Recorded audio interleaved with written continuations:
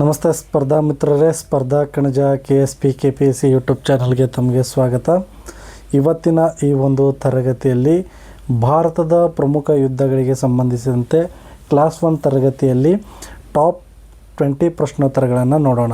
ಇವು ಮುಂಬರುವ civil police ಆಗಿರ್ಬೋದು, DR ಪೊಲೀಸ್ ಆಗಿರ್ಬೋದು ಮತ್ತು CR ಪೊಲೀಸ್ ಆಗಿರ್ಬೋದು, KSRP ಪೊಲೀಸ್ ಕಾನ್ಸ್ಟೇಬಲ್ ಆಗಿರ್ಬೋದು ಮತ್ತು ಇತ್ತೀಚೆಗೆ ನೇಮಕಾತಿ ಆದೇಶ ಹೊರಡಿಸಿದಂಥ KSISF ಪೊಲೀಸ್ ಕಾನ್ಸ್ಟೇಬಲ್ ನೇಮಕಾತಿಗಳಿಗೆ ಸಂಬಂಧಿಸಿದಂತೆ ಇವು ಮುಂಬರುವ ಎಲ್ಲ ಪೊಲೀಸ್ ಕಾನ್ಸ್ಟೇಬಲ್ ನೇಮಕಾತಿ ಪರೀಕ್ಷೆಗಳಿಗೆ ತುಂಬ ಉಪಯುಕ್ತವಾದಂತಹ ಮಾಹಿತಿಯಾಗಿರ್ತವೆ. ಯಾಕಂದರೆ ಈ ಹಿಂದೆ ನಡೆದಂಥ ಸ್ಪರ್ಧಾತ್ಮಕ ಪರೀಕ್ಷೆಯಲ್ಲಿ ಕೇಳಲಾದಂತಹ ಅತಿ ಕಠಿಣವಾದ ಪ್ರಶ್ನೋತ್ತರಗಳನ್ನು ಈ ಒಂದು ತರಗತಿಯಲ್ಲಿ ಚರ್ಚೆ ಮಾಡೋಣ. ಸೊ ಇನ್ನೂ ಯಾರಾದರೂ ಕೂಡ ನಮ್ಮ ಚಾನಲನ್ನು ಸಬ್ಸ್ಕ್ರೈಬ್ ಮಾಡಿಲ್ಲಪ್ಪ ಅಂತಂದರೆ ಈ ಕೂಡಲೇ ಸ್ಪರ್ಧಾ ಕಣಜ KSP ಯೂಟ್ಯೂಬ್ ಚಾನಲನ್ನು ಸಬ್ಸ್ಕ್ರೈಬ್ ಮಾಡ್ಕೊಳ್ಳಿ. ಹಾಗೆ ಪೊಲೀಸ್ ಸ್ಪರ್ಧಾತ್ಮಕ ಪರೀಕ್ಷೆ ತಯಾರಿ ನಡೆಸುತ್ತಿರುವ ನಿಮ್ಮ ಸ್ಪರ್ಧಾ ಮಿತ್ರರಿಗೂ ಈ ಚಾನಲನ್ನು ಶೇರ್ ಮಾಡಿ. ಇವು ಇದು ಪೊಲೀಸ್ ಪರೀಕ್ಷೆ ಏನದಪ್ಪ ಅಂತಂದ್ರೆ ಈ ಬಾರಿ KAದವರು ಕರ್ನಾಟಕ ಪರೀಕ್ಷೆ ಪ್ರಾಧಿಕಾರದವರು ನಡೆಸುತ್ತಿರುವುದರಿಂದ ಪ್ರಶ್ನೋತ್ತರಗಳು ಆಗಿರ್ಬೋದು ಮತ್ತು ಪ್ರಶ್ನೆ ಪತ್ರಿಕೆ ಆಗಿರ್ಬೋದು ಅವು ವಿಭಿನ್ನ ರೀತಿಯಲ್ಲಿ ಕೇಳಬಹುದಾದಂತಹ ಚಾನ್ಸಸ್ಗಳಿರ್ತವೆ. ಸೊ ಹಾಗಾಗಿ ಈ ಹಿಂದೆ ನಡೆದಂತಹ KAದವರು ಕೇಳಿರುವಂತಹ FDA ಆಗಿರ್ಬೋದು, SDA ಆಗಿರ್ಬೋದು ಮತ್ತು ಇನ್ನಿತರೆ ಯಾವುದೇ ಸ್ಪರ್ಧಾತ್ಮಕ ಪರೀಕ್ಷೆಯಲ್ಲಿ ಕೇಳಲಾದಂತಹ ಪ್ರಶ್ನೋತ್ತರಗಳನ್ನು ಈ ಒಂದು ತರಗತಿಯಲ್ಲಿ ಚರ್ಚೆ ಮಾಡೋಣ. ಸೊ ಹಾಗಿದ್ರೆ ಜಾಸ್ತಿ ಹೊತ್ತು ಟೈಮ್ ವೇಸ್ಟ್ ಮಾಡೋದು ಬೇಡ. ಮೊದಲನೇ ಪ್ರಶ್ನೆ ಯಾವ ರೀತಿ ಇದೆ ಅನ್ನೋದನ್ನು ನೋಡ್ಕೊಂಬರೋಣ. ಸೊ ಕ್ವೆಶನ್ ನಂಬರ್ 1 ಹೀಗಿದೆ ಸ್ಪರ್ಧಾ ಮಿತ್ರರೇ. ಪ್ಲಾಸಿ ಕದನ ನಡೆದ ವರ್ಷ ಯಾವುದು? ಈ ಪ್ರಶ್ನೆ 2019 PSI ಎಕ್ಸಾಮ್ನಲ್ಲಿ ಕೇಳಲಾದಂತಹ ಪ್ರಶ್ನೆ ಇದಾಗಿರುತ್ತೆ. ಸೊ ಪೊಲೀಸ್ ಸ್ಪರ್ಧಾತ್ಮಕ ಪರೀಕ್ಷೆಗಳಲ್ಲೂ ಕೂಡ ಈ ಹಿಂದೆ ಈ ಪ್ರಶ್ನೆಯ ಬಗ್ಗೆ ಕೇಳಿರ್ತಾರೆ. ಸೊ ಗಮನಹರಿಸಿ. ಕ್ವೆಶನ್ ಆಪ್ಷನ್ಸ್ ಹೀಗಿದೆ: A 1757, B 1764, C 1761, D 1799. ಸರಿಯಾದ ಉತ್ತರ ಆಪ್ಷನ್ ಎ. ಸರಿಯಾದ ಉತ್ತರ ಆಪ್ಷನ್ ಎ. 1757ರಲ್ಲಿ ಪ್ಲಾಸಿ ಕದನ ನಡೆಯುತ್ತದೆ. ಜೂನ್ 23, 1757ರಂದು ಬಂಗಾಳದ ನವಾಬ ಸಿರಾಜ್ ಉದ್ ದೌಲ್ ಮತ್ತು ರಾಬರ್ಟ್ ಕ್ಲೈವ್ ನಡುವೆ ಈ ಯುದ್ಧ ನಡೆಯುತ್ತದೆ. ಮೀರ್ ಜಾಫರ್ನ ದ್ರೋಹದಿಂದ ಯಾರು ಸೋಲ್ತಾರಪ್ಪ ಅಂತಂದ್ರೆ ನವಾಬ ಸೋಲ್ತಾನ. ಇದರಿಂದ ಭಾರತದಲ್ಲಿ ಬ್ರಿಟಿಷರ ಆಳ್ವಿಕೆಗೆ ಅಡಿಪಾಯ ದೊರಕುತ್ತದೆ. ಮೊಟ್ಟ ಮೊದಲ ಬಾರಿಗೆ ಏನಾಗುತ್ತಪ್ಪ ಅಂದ್ರೆ ಬ್ರಿಟಿಷರ ಆಳ್ವಿಕೆಗೆ ಅಡಿಪಾಯ ದೊರೆತಂಥ ನಿರ್ಣಾಯಕ ಕದನ ಯಾವುದಾಗಿತ್ತಪ್ಪ ಅಂತಂದ್ರೆ ಬ್ರಿಟಿಷರಿಗೆ ಭಾರತದಲ್ಲಿ ನಿರ್ಣಾಯಕ ಕದನ ಯಾವುದಾಗಿತ್ತಪ್ಪ ಅಂತಂದ್ರೆ ಅದು ಪ್ಲಾಸಿ ಕದನ. ಭಾರತದಲ್ಲಿ ಬ್ರಿಟಿಷರ ಉಳಿವು ಮತ್ತು ಅಳಿವಿಗೆ ಒಂದು ನಿರ್ಣಾಯಕ ಕದನವಾಗಿತ್ತು ಅಂತ ಹೇಳಬಹುದು. ಸೊ ಮುಂದಿನ ಪ್ರಶ್ನೆ ಹೇಗಿದೆ ಸ್ಪರ್ಧಾ ಮಿತ್ರರೇ. 2 ಬಕ್ಸರ್ ಕದನ ನಡೆದ ವರ್ಷ ಯಾವುದಂತ ಕೇಳಿದಾರೆ. ಈ ಕ್ವೆಶನ್ ಕೂಡ ಈ ಹಿಂದೆ PSI ಮತ್ತು ಪೊಲೀಸ್ ಪರೀಕ್ಷೆಗಳಲ್ಲಿ ಕೇಳಿದಂಥ ಪ್ರಶ್ನೆನೇ. ಸೊ ಹಾಗಾಗಿ ಈ ಪ್ರಶ್ನೆ ಕೂಡ 2017ರಲ್ಲಿ ನಡೆದಂಥ KS ಪ್ರಿಲಿಮ್ಸ್ ಪರೀಕ್ಷೆಯಲ್ಲಿ ಈ ಪ್ರಶ್ನೆ ಕೇಳಲಾಗಿರುತ್ತೆ. ಬಕ್ಸರ್ ಕದನ ನಡೆದ ವರ್ಷ ಆಪ್ಷನ್ಸ್ ಹೀಗಿದೆ: 1757, B 1764, C 1761, D 1772. ಸರಿಯಾದ ಉತ್ತರ 1764 ಆಪ್ಷನ್ ಬಿ ಸರಿಯಾದ ಉತ್ತರ. ಬ್ರಿಟಿಷರು ಮತ್ತು ಮೀರ್ ಕಾಸಿಂ ಶೂಜ್ ಉದ್ ದೌಲ್ 2ನೇ ಶಾ ಆಲಂರ ಸಂಯುಕ್ತ ಪಡೆಗಳ ನಡುವೆ ಈ ಯುದ್ಧ ನಡೆಯುತ್ತಾ. ಈ ಗೆಲುವಿನ ನಂತರ 1765 ಅಲಹಾಬಾದ್ ಒಪ್ಪಂದದಂತೆ ಬ್ರಿಟಿಷರಿಗೆ ಬಂಗಾಳದಲ್ಲಿ ದಿವಾನಿ ಹಕ್ಕು ನೀಡಲಾಗುತ್ತದೆ. ಮುಂದಿನ ಪ್ರಶ್ನೆ ಹೇಗಿದೆ ಸ್ಪರ್ಧಾ ಮಿತ್ರರೇ. ಕ್ವೆಶನ್ ನಂಬರ್ 3 ತಾಳಿಕೋಟೆ ಯುದ್ಧದ ನಡೆದ ವರ್ಷ ಯಾವುದಂತ ಕೇಳಿದಾರೆ. 2018ರಲ್ಲಿ ನಡೆದಂತಹ FDA ಪರೀಕ್ಷೆಯಲ್ಲಿ ಈ ಪ್ರಶ್ನೆ ಕೇಳಿರ್ತಾರೆ. FDA ಮಾತ್ರ ಅಲ್ಲ, ಈ ಹಿಂದೆ ನಡೆದಂಥ PSI ಆಗಿರ್ಬೋದು ಮತ್ತು ಪೊಲೀಸ್ ಸ್ಪರ್ಧಾತ್ಮಕ ಪರೀಕ್ಷೆಗಳಲ್ಲಿ ಈ ಪ್ರಶ್ನೆ 1 ಮಾರ್ಕ್ಸ್ಗೆ ಕಟ್ಟಿಟ್ಟ ಬುತ್ತಿಯಾಗಿರ್ತದೆ. ಸೊ ಆಪ್ಷನ್ಸ್ ಹೀಗಿದೆ: A 1565, B 1526, C 1556, D 1761. ಸರಿಯಾದ ಉತ್ತರ ಆಪ್ಷನ್ ಎ 1565. ಇದು ಇದನ್ನು ರಕ್ಕಸ ತಂಗಡಿಗೆ ಯುದ್ಧ ಅಂತಲೂ ಕರೆಯುತ್ತಾರೆ. ರಕ್ಕಸ ಮತ್ತು ತಂಗಡಿಗೆ ಎಂಬ ಪ್ರದೇಶದಲ್ಲಿ ನಡೆದಿರುವುದರಿಂದ ಇದನ್ನು ರಕ್ಕಸ ಮತ್ತು ತಂಗಡಿಗೆ ಯುದ್ಧ ಅಂತಲೂ ಕರೀತಾರೆ. ತಾಳಿಕೋಟೆ ಯುದ್ಧ ಅಂತಲೂ ಕರೀತಾರೆ, the battle of Talikota war. ಇದು ವಿಜಯನಗರದ ರಾಮರಾಯ, ಅಳಿಯ ರಾಮರಾಯ ಮತ್ತು ದಕ್ಕನ್ನಿನ 4 ಪ್ರಸಿದ್ಧ ಮನೆತನಗಳಾದಂಥ ದಕ್ಕನ್ನಿನ ಸುಲ್ತಾನರ ನಡುವೆ ನಡೆಯುತ್ತದೆ. ಈ ಯುದ್ಧದಲ್ಲಿ ಅಳಿಯ ರಾಮರಾಯ ಸೋತು ಓಡಿ ಹೋಗ್ತಾನೆ. ಈ ಯುದ್ಧವೇ ವಿಜಯನಗರ ಸಾಮ್ರಾಜ್ಯಕ್ಕೆ ಪತನದ ದಾರಿ ಹಿಡಿತದೆ. ಯಾವ ಒಂದು ಯುದ್ಧದಿಂದ ವಿಜಯನಗರ ಸಾಮ್ರಾಜ್ಯದ ಪತನವಾಯಿತು ಅಂತ ಕೇಳಿದ್ರೆ ಅದು ತಾಳಿಕೋಟೆ ಅಥವಾ ರಕ್ಕಸ ತಂಗಡಿ ಕದನದ ನಂತರ ವಿಜಯನಗರ ಸಾಮ್ರಾಜ್ಯದ ಅವನತಿಗೆ ಕಾರಣವಾಗುತ್ತದೆ. ಕ್ವೆಶ್ಚನ್ ನಂಬರ್ 4 ಹೀಗಿದೆ: ಪಾಣಿಪತ್ನ 3ನೇ ಯುದ್ಧ ಯಾರ ನಡುವೆ ನಡೆಯಿತು? 3ನೇ ಪಾಣಿಪತ್ ಯುದ್ಧ ಯಾರ ನಡುವೆ ನಡೆಯಿತು ಅಂತ ಕೇಳಿದ್ರೆ ಇದು ಕ್ವೆಶನ್ಸ್ PSI 2020ರಲ್ಲಿ ಕೇಳಲಾದಂಥ ಪ್ರಶ್ನೆ.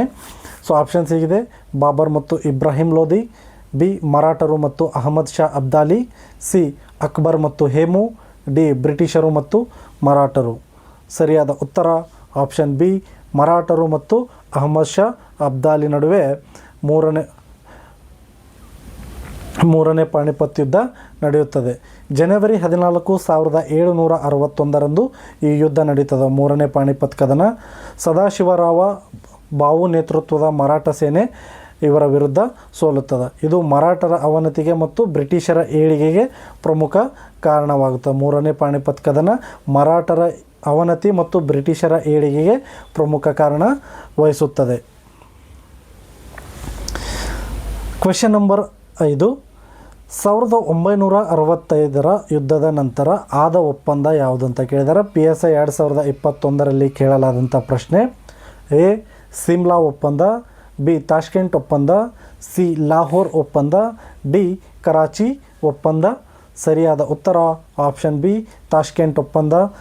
ಜನವರಿ 10, 1966ರಂದು ಲಾಲ್ ಬಹದ್ದೂರ್ ಶಾಸ್ತ್ರಿ ಮತ್ತು ಅಯೂಬ್ ಖಾನ್ ನಡುವೆ ರಷ್ಯಾದ ಮಧ್ಯಸ್ಥಿಕೆಯಲ್ಲಿ ಉಜ್ಬೇಕಿಸ್ತಾನದಲ್ಲಿ ಏನು ನಡ್ತಾರಪ್ಪ ಅಂದ್ರೆ ತಾಷ್ಕೆಂಟ್ ಒಪ್ಪಂದವೇ ನಡೆಯುತ್ತದೆ. ಆದರೆ ಮಾರನೇ ದಿನ ಲಾಲ್ ಬಹದ್ದೂರ್ ಶಾಸ್ತ್ರಿ ಅವರ ನಿಧನರಾಗ್ತಾರೆ. ಈ ಲಾಲ್ ಬಹದ್ದೂರ್ ಶಾಸ್ತ್ರಿ ಅವರ ನಿಧನಕ್ಕೆ ಇನ್ನೂವರೆಗೂ ಈಗಲೂ ಯಾವುದೇ ಮರಣೋತ್ತರ ಪರೀಕ್ಷೆ ಆಗಿರಬಹುದು ಮತ್ತು ಅವರ ಸಾವಿಗೆ ಏನು ನಿಖರವಾದ ಮಾಹಿತಿ ಯಾವುದು ದೊರಕಲಿಲ್ಲ. ಸಾವಿಗೆ ಕಾರಣವಾದಂಥ ನಿಖರವಾದ ಮಾಹಿತಿ ದೊರೆಯಲಿಲ್ಲ. ತಾಷ್ಕೆಂಟ್ ಒಪ್ಪಂದ ಆದ ಮಾರನೇ ದಿನವೇ ಏನಾಗ್ತಪ್ಪ ಅಂತಂದ್ರೆ ಲಾಲ್ ಬಹದ್ದೂರ್ ಶಾಸ್ತ್ರಿ ಅವರ ಮರಣವಾಗುತ್ತದೆ. ಸೊ ಇದು ನೆನಪಿಡಿ, ತಾಷ್ಕೆಂಟ್ ಒಪ್ಪಂದದ ನಂತರ ಲಾಲ್ ಬಹದ್ದೂರ್ ಶಾಸ್ತ್ರಿ ಅವರ ಮರಣವಾಗುತ್ತದೆ. Question number 6: question number 7: Kargil ಯುದ್ಧದಲ್ಲಿ ಭಾರತದ ಕಾರ್ಯಾಚರಣೆಯ ಹೆಸರೇನು? ಕಾರ್ಗಿಲ್ ಯುದ್ಧದಲ್ಲಿ ಭಾರತ ನಡೆಸಿದಂಥ ಕಾರ್ಯಾಚರಣೆಗೆ ಇಟ್ಟಂಥ ಹೆಸರು ಏನಂತ ಕೇಳಿದರೆ ಆಪ್ಷನ್ಸ್ ಇದು ಹೀಗಿದೆ. ಈ ಕ್ವೆಶ್ಚನ್ನ 2022ರಲ್ಲಿ ನಡೆದಂತಹ PSI ಸ್ಪರ್ಧಾತ್ಮಕ ಪರೀಕ್ಷೆಯಲ್ಲಿ ಕೇಳಲಾದಂತಹ ಪ್ರಶ್ನೆಯಾಗಿರುತ್ತೆ. ಆಪ್ಷನ್ಸ್ ಹೀಗಿದೆ: A operation Vijay, B operation Meghdoot, C operation polo, D operation trident. ಸರಿಯಾದ ಉತ್ತರ ಆಪರೇಷನ್ ವಿಜಯ್. ಸರಿಯಾದ ಉತ್ತರ ಆಪ್ಷನ್ ಎ ಸರಿಯಾಗಿದೆ. ಆಪರೇಷನ್ ಪೊಲೋ ಸಿ ಅಂದ್ರೆ ಹೈದರಾಬಾದ್ ಕರ್ನಾಟಕ, ಈಗಿನ ಕಲ್ಯಾಣ ಕರ್ನಾಟಕ ಏನಿದೆಪ್ಪ ಅಂತಂದ್ರೆ ಅದನ್ನು ಕರ್ನಾಟಕದಲ್ಲಿ ವಿಲೀನ ಮಾಡಿಕೊಳ್ಳಲು ಹೈದರಾಬಾದ್ ನಿಜಾಮ ಅದನ್ನು ಹೈದರಾಬಾದ್ ನಿಜಾಮರ ವಿರುದ್ಧ ಒಂದು ಇದು ಮಾಡ್ತಾರೆ. ಸರ್ದಾರ್ ವಲ್ಲಭಭಾಯ್ ಪಟೇಲ್ರವ್ರು ಏನು ಮಾಡ್ತಾರಪ್ಪ ಅಂದ್ರೆ ಭಾರತೀಯ ಸೈನ್ಯ ನುಗ್ಗಿಸಿ ಒಂದು ಕಾರ್ಯಾಚರಣೆ ಮಾಡ್ತಾರೆ. ಆ ಕಾರ್ಯಾಚರಣೆಗೆ ಇಟ್ಟಂಥ ಹೆಸರೇ operation polo. Operation Vijay July 1999ರಲ್ಲಿ Pak ಒಳನುಸುಳುಕೋರರನ್ನು ಹೊರಹಾಕಲು ನಡೆಸಿದ ಕಾರ್ಯಾಚರಣೆಯಾಗಿರುತ್ತದೆ. ಜುಲೈ 26ನ್ನು ಕಾರ್ಗಿಲ್ ವಿಜಯ ದಿವಸವಾಗಿ ಆಚರಿಸಲಾಗುತ್ತದೆ. ಈ ಪ್ರಶ್ನೆ ಕೂಡ ಎಕ್ಸಾಮ್ನಲ್ಲಿ ಕೇಳಿರ್ತಾರೆ. ಯಾವ ದಿನವನ್ನು ಕಾರ್ಗಿಲ್ ವಿಜಯ ದಿವಸವನ್ನಾಗಿ ಆಚರಿಸಲಾಗುತ್ತದೆ ಅಂತ ಕೇಳಿರ್ತಾರೆ. ಸೊ ಸರಿಯಾದ ಉತ್ತರ ಜುಲೈ 26ರಂದು ಪ್ರತಿ ವರ್ಷ ಕಾರ್ಗಿಲ್ ವಿಜಯ ದಿವಸವನ್ನು ಆಚರಿಸಲಾಗುತ್ತದೆ. ಕ್ವೆಶ್ಚನ್ ನಂಬರ್ 8: ಸಿಯಾಚಿನ್ನನ್ನು ವಶಪಡಿಸಿಕೊಂಡ ಕಾರ್ಯಾಚರಣೆ ಯಾವುದಂತ ಕೇಳಿದ್ದಾರೆ. ಸಿಯಾಚಿನ್ನನ್ನು ವಶಪಡಿಸಿಕೊಂಡ ಕಾರ್ಯಾಚರಣೆ ಯಾವುದಂತ ಕೇಳಿದ್ದಾರೆ. ಈ ಪ್ರಶ್ನೆ 2020ರಲ್ಲಿ ಕೇಳಲಾದಂಥ KS ಪ್ರಶ್ನೆಯಾಗಿರುತ್ತೆ.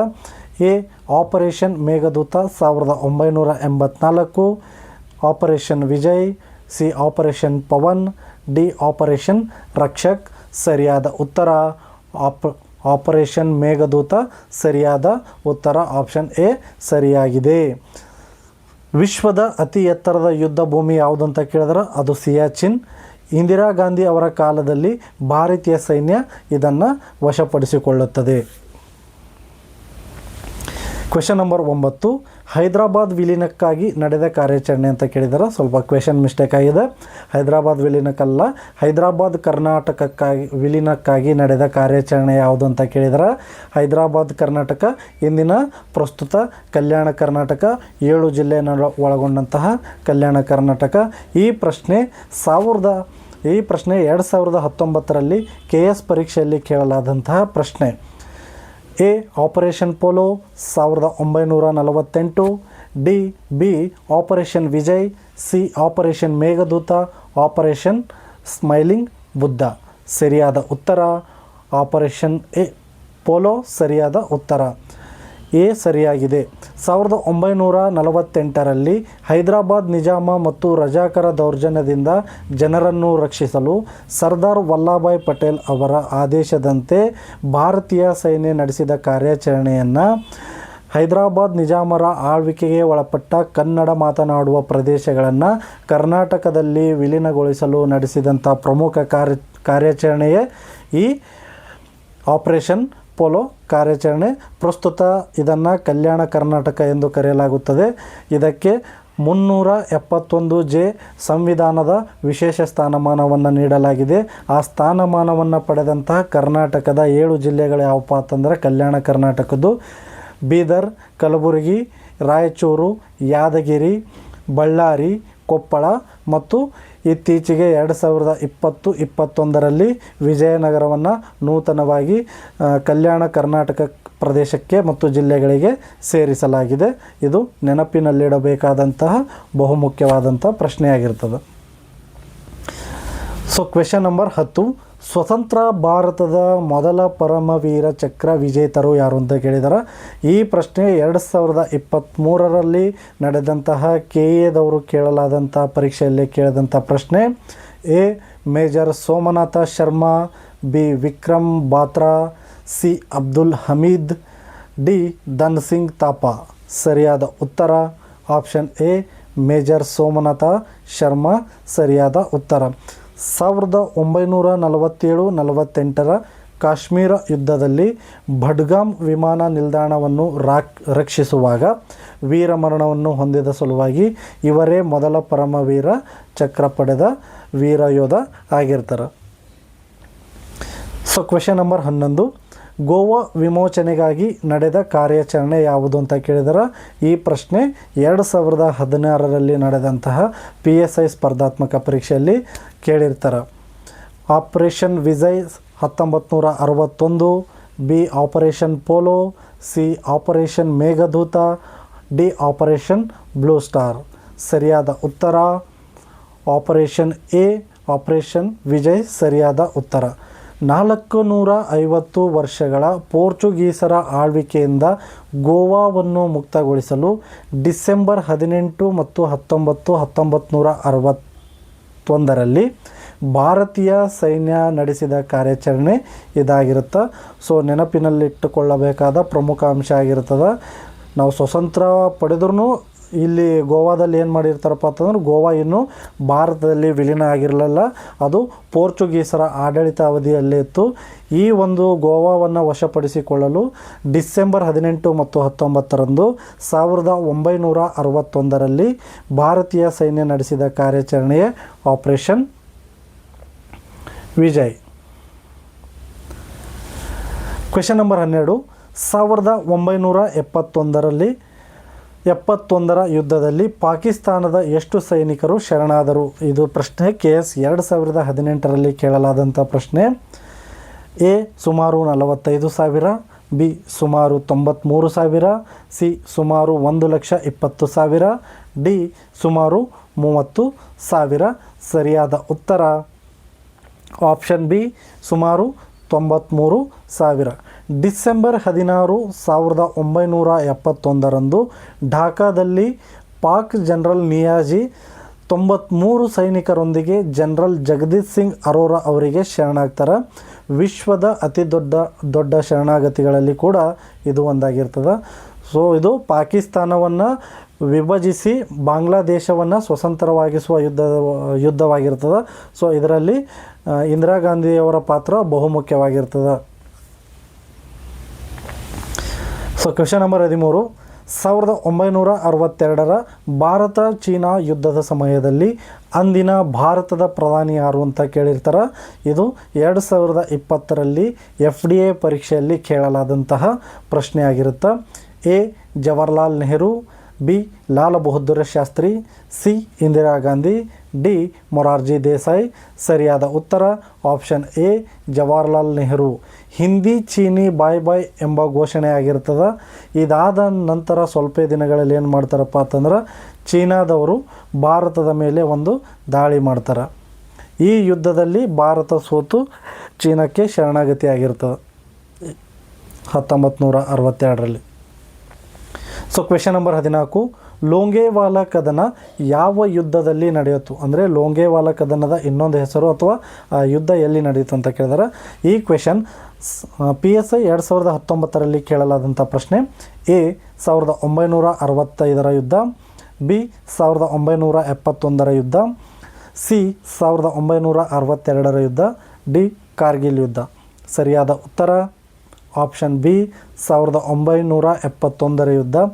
ರಾಜಸ್ಥಾನದ ಲೋಂಗೇವಾಲಾದಲ್ಲಿ 120 ಭಾರತೀಯ ಯೋಧರು, 2000 ಪಾಕ್ ಸೈನಿಕರು ಮತ್ತು 45 ಟ್ಯಾಂಕುಗಳನ್ನು ಹೊಡೆದು ಉರುಳಿಸಿದರು.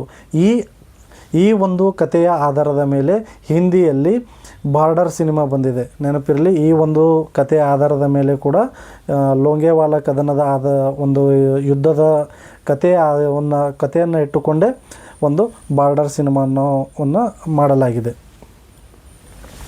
ಕ್ವೆಶ್ಚನ್ ನಂಬರ್ 15, ಕಳಿಂಗ ಯುದ್ಧದ ನಂತರ ಅಶೋಕನು ಯಾವ ಧರ್ಮ ಸ್ವೀಕರಿಸಿದನು? ಈ ಪ್ರಶ್ನೆ KS 2016, SDA 2021 ಕೇಳಲಾದಂಥ ಪ್ರಶ್ನೆ. ಎ ಜೈನ ಧರ್ಮ, ಬಿ ಬೌದ್ಧ ಧರ್ಮ, ಸಿ ಶೈವ ಧರ್ಮ, ಡಿ ವೈಷ್ಣವ ಧರ್ಮ.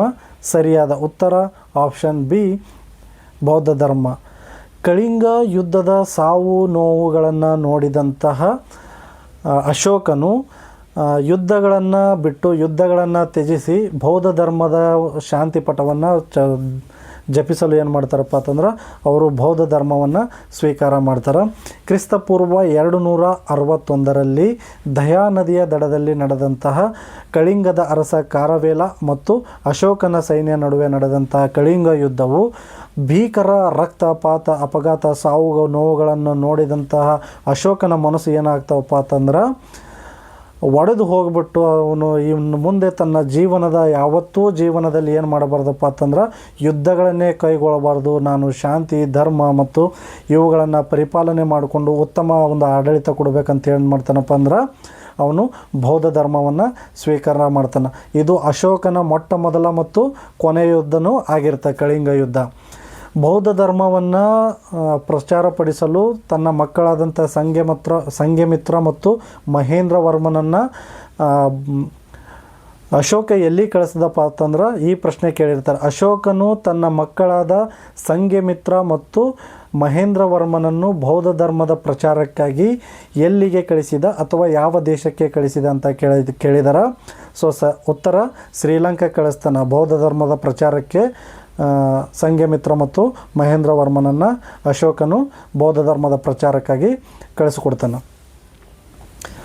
ಸೊ ಕ್ವೆಶ್ಚನ್ ನಂಬರ್ 16, ಹಲ್ದಿಘಾಟಿ ಕದನ ಅಥವಾ ಹಲ್ದಿಘಾಟ್ ಕದನ 1576 ಯಾರ ನಡುವೆ ನಡೆಯಿತು? ಈ ಕ್ವೆಶ್ಚನ್ 2018 ನಡೆದಂತಹ PSI ಪರೀಕ್ಷೆಯಲ್ಲಿ ಕೇಳಿದಂಥ ಪ್ರಶ್ನೆ. ಎ ಶಿವಾಜಿ ಮತ್ತು ಔರಂಗಜೇಬ್, ಬಿ ಮಹಾರಾಣಾ ಪ್ರತಾಪ್ ಮತ್ತು ಅಕ್ಬರ್ನ ಸೇನಾಪತಿ ಮಾನ್ಸಿಂಗ್, ಸಿ ಟಿಪ್ಪು ಮತ್ತು ಬ್ರಿಟಿಷರು, ಡಿ ಬಾಬರ್ ಮತ್ತು ರಾಣಾ ಸಂಗ. ಸರಿಯಾದ ಉತ್ತರ ಆಪ್ಷನ್ ಬಿ ಮಹಾರಾಣಾ ಪ್ರತಾಪ್ ಮತ್ತು ಅಕ್ಬರನ ನಡುವೆ ಈ ಒಂದು ಹಲ್ದಿಘಾಟ್ ಕದನ ನಡೆಯುತ್ತದೆ. ಮೇವಾಡದ ಸ್ವಾತಂತ್ರ್ಯಕ್ಕಾಗಿ ನಡೆದ ಯುದ್ಧ ಆಗಿರುತ್ತೆ ಇದು. ಹಲ್ದಿ ಘಾಟ್ ಕದನ ಯಾವುದಕ್ಕಾಗಿ ನಡೆದಂಥ ಕದನಪ್ಪ ಅಂತಂದ್ರೆ ಮೇವಾಡದ ಸ್ವಾತಂತ್ರ್ಯಕ್ಕಾಗಿ ನಡೆದ ಯುದ್ಧ. ಮಹಾರಾಣಾ ಪ್ರತಾಪನ ನಿಷ್ಠಾವಂತ ಕುದುರೆ ಚೇತಕ್ ಈ ಒಂದು ಯುದ್ಧದಲ್ಲಿ ಪ್ರಾಣತ್ಯಾಗ ಮಾಡಿತು. ಕ್ವೆಶನ್ ನಂಬರ್ 17, ಪಾಣಿಪತ್ ಮೊದಲ ಯುದ್ಧದಲ್ಲಿ ಬಾಬರ್ ಯಾವ ತಂತ್ರ ಬಳಸಿದನು ಅಂತ ಕೇಳಿದ್ದಾರೆ. ಮೊದಲನೇ ಪಾಣಿಪತ್ ಯುದ್ಧದಲ್ಲಿ ಬಾಬರ್ ಯಾವ ತಂತ್ರವನ್ನು ಬಳಸಿದ ಅಂತ KEA 2022ರಲ್ಲಿ ನಡೆದಂಥ ಪ್ರಶ್ನೆ ಆಗಿರುತ್ತಿದ್ದು. ಎ ಗೆರಿಲ್ಲಾ ತಂತ್ರ, ಬಿ ತುಲಗ್ಮಾ ಪದ್ಧತಿ ಮತ್ತು ಪಿರಂಗಿಗಳ ಬಳಕೆ, ಸಿ ಚಕ್ರವ್ಯೂಹ, ಡಿ ನೌಕಾಯುದ್ಧ. ಸರಿಯಾದ ಉತ್ತರ ಬಿ ತುಲಗ್ಮಾ ಪದ್ಧತಿ ಮತ್ತು ಪಿರಂಗಿಗಳ ಬಳಕೆ ಸರಿಯಾದ ಉತ್ತರ.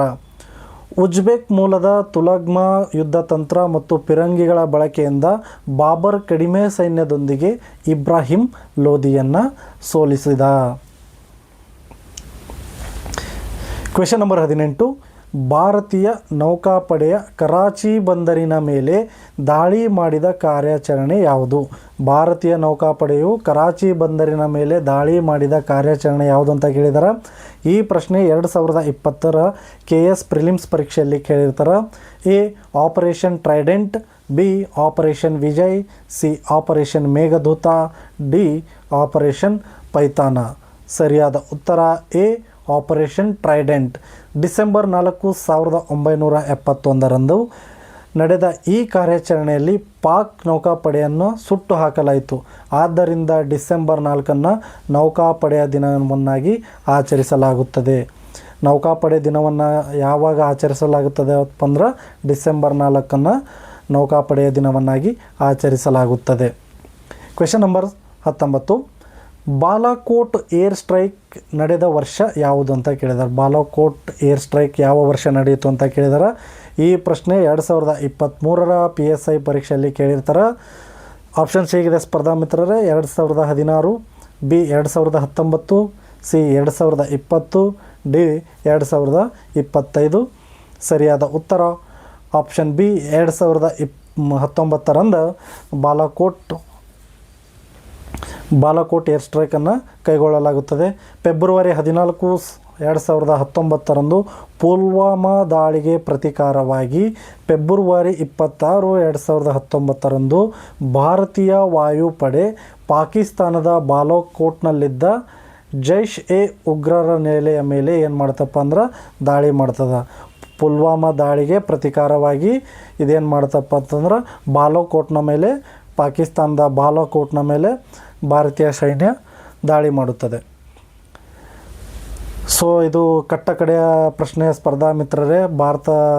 ಭಾರತ ಇತಿಹಾಸದ ಪ್ರಮುಖ ಯುದ್ಧಗಳಿಗೆ ಸಂಬಂಧಿಸಿದಂತೆ 2025ರ ಆಪರೇಷನ್ ಸಿಂಧೂರ ಯಾವ ದಾಳಿಗೆ ಪ್ರತೀಕಾರವಾಗಿ ನಡೆಯಿತು? ಇದು ಪ್ರಸ್ತುತ ವಿದ್ಯಮಾನವಾಗಿ ಆಗಿರುತ್ತೆ. ಇಲ್ಲಿವರೆಗೂ ಇದಾದ ಮೇಲೆ ಯಾವುದೇ ರೀತಿಯಾದಂಥ ಸ್ಪರ್ಧಾತ್ಮಕ ಪರೀಕ್ಷೆಗಳು ಆಗಿರುವುದಿಲ್ಲ. ಸೊ ಮುಂಬರುವ ಪೊಲೀಸ್ ಸ್ಪರ್ಧಾತ್ಮಕ ಪರೀಕ್ಷೆಗಳಾಗಿರ್ಬೋದು, ಯಾವುದಾದ್ರೂ ಸ್ಪರ್ಧಾತ್ಮಕ ಪರೀಕ್ಷೆ ಸಿವಿಲ್ ಆಗಿರ್ಬೋದು, DR ಆಗಿರ್ಬೋದು, KSRP ಆಗಿರ್ಬೋದು, KSISF ಆಗಿರ್ಬೋದು. ಸೊ ಈ ಯಾವುದಾದ್ರೂ ಒಂದು ಪರೀಕ್ಷೆಯಲ್ಲಿ ಕೇಳಬಹುದಾದ ಚಾನ್ಸಸ್ ಇರುತ್ತೆ. ಆಪ್ಷನ್ಸ್ ಹೀಗಿದೆ: ಉರಿ ದಾಳಿ, ಬಿ ಪುಲ್ವಾಮಾ ದಾಳಿ, ಸಿ ಪಹಲ್ಗಾಮ್ ಉಗ್ರ ದಾಳಿ, ಡಿ ಮುಂಬೈ ದಾಳಿ. ಸರಿಯಾದ ಉತ್ತರ ಆಪ್ಷನ್ ಸಿ ಪಹಲ್ಗಾಮ್ ಉಗ್ರ ದಾಳಿ. ಏಪ್ರಿಲ್ 2025ರಲ್ಲಿ ಕಾಶ್ಮೀರದ ಪಹಲ್ಗಾಮ್ನಲ್ಲಿ ನಡೆದ ಉಗ್ರ ದಾಳಿಗೆ ಪ್ರತೀಕಾರವಾಗಿ ಭಾರತ ಮೇ 7, 2025ರಂದು ಪಾಕ್ ಮತ್ತು POKನಲ್ಲಿದ್ದಂಥ 9 ಉಗ್ರ ನೆಲೆಗಳ ಮೇಲೆ ಏನು ಮಾಡ್ತಪ್ಪ ಅಂದ್ರೆ ಭಾರತೀಯ ವಾಯುಪಡೆ ಧ್ವಂಸ ಮಾಡಿಬಿಡುತ್ತೆ. ಈ ಯುದ್ಧ ಯಾಕಪ್ಪ ಅಂತಂದ್ರೆ ಪಹಲ್ಗಾಮ್ನಲ್ಲಿ ಭಾರತೀಯ ಏನಾಗಿರ್ತಾರಪ್ಪ ಅಂದ್ರೆ ಪ್ರವಾಸೋದ್ಯಮಕ್ಕಾಗಿ ಏನು ಮಾಡ್ತಾರೆ, ಭಾರತೀಯರು ಪಹಲ್ಗಾಮ್ಗೆ ಹೋಗಿರ್ತಾರೆ. ಆ ಪ್ರದೇಶದಲ್ಲಿ ನಡೆದಂಥ ಉಗ್ರರು ಏನು ಮಾಡಿರ್ತಾರಪ್ಪ ಅಂದ್ರೆ ಭಾರತೀಯರಿಗೆ ಧರ್ಮವನ್ನು ಕೇಳಿ ಕೊಲೆ ಮಾಡಿರ್ತಾರೆ, ಅವರನ್ನು ಅಮಾನುಷ್ಯವಾಗಿ ಕೊಂದಿರ್ತಾರೆ. ಸೊ ಆ ಒಂದು ದ್ವೇಷಕ್ಕೋಸ್ಕರ ಆ ಒಂದು ಹಾಗೆ ತೀರಿಸ್ಕೋಬೇಕು ಅನ್ನೋ ಒಂದು ನಿಟ್ಟಿನಲ್ಲಿ ಭಾರತ ಏನು ಮಾಡ್ತಪ್ಪ ಅಂದ್ರೆ ಅವ್ರ ಮೇಲೆ ಪಾಕಿಸ್ತಾನದ 9 ಉಗ್ರ ನೆಲೆಗಳ ಮೇಲೆ ಏನು ಮಾಡ್ತಪ್ಪ ಅಂದ್ರೆ ಏರ್ ಸ್ಟ್ರೈಕನ್ನು ಮಾಡುತ್ತೆ. ಸೊ ಇದಾಗಿತ್ತು ಸ್ಪರ್ಧಾ ಮಿತ್ರರೇ ಇವತ್ತಿನ ಭಾರತ ಇತಿಹಾಸಕ್ಕೆ ಇತಿಹಾಸಕ್ಕೆ ಸಂಬಂಧಿಸಿದಂತೆ ಪ್ರಮುಖ ಯುದ್ಧಗಳಿಗೆ ಸಂಬಂಧಿಸಿದಂಥ ಮಾಹಿತಿ. ಸೊ ಈ ಮಾಹಿತಿ ನಿಮಗೆ ಇಷ್ಟ ಆಗಿದ್ದರೆ ನಿಮ್ಮ ಸ್ಪರ್ಧಾ ಮಿತ್ರರಿಗೂ ಇದನ್ನು ಶೇರ್ ಮಾಡಿ. ಸೊ ಇನ್ನೂ ಯಾರಾದರೂ ಕೂಡ ನಮ್ಮ ಚಾನಲನ್ನು ಸಬ್ಸ್ಕ್ರೈಬ್ ಮಾಡಿಲ್ಲ ಅಂತಂದರೆ ಈ ಕೂಡಲೇ ಸ್ಪರ್ಧಾ ಕಣಜ KSP KPSC ಯೂಟ್ಯೂಬ್ ಚಾನಲ್ಗೆ ಸಬ್ಸ್ಕ್ರೈಬ್ ಮಾಡ್ಕೊಳ್ಳಿ ಹಾಗೂ ನಿಮ್ಮ ಸ್ಪರ್ಧಾ ಮಿತ್ರರಿಗೂ ಶೇರ್ ಮಾಡಿ. ಧನ್ಯವಾದಗಳು.